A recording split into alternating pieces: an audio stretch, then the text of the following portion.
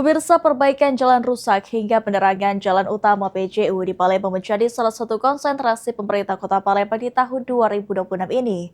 Untuk hal tersebut, Wali Kota Palembang sudah menginstruksikan dinas terkait.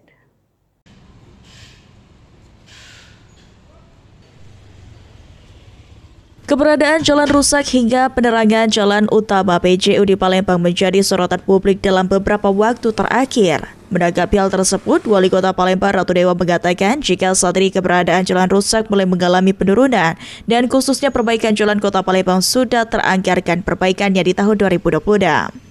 Saat ini pemerintah Kota Palembang tengah berkonsentrasi dalam perbaikan jalan rusak di kawasan lingkungan. Sementara untuk PJU di Palembang, Wali Kota Palembang Ratu Dewa menegaskan jika pemerintah Kota Palembang juga sudah mengalokasikan anggaran tahun 2026 ini untuk perbaikan dan pemasangan baru.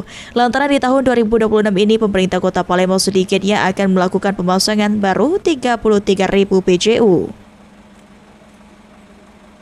Sudah rapatkan kemarin baik Perkintan maupun PUPR, bahkan Ketua TPD saya minta ini harus diprioritaskan jalan-jalan lingkungan.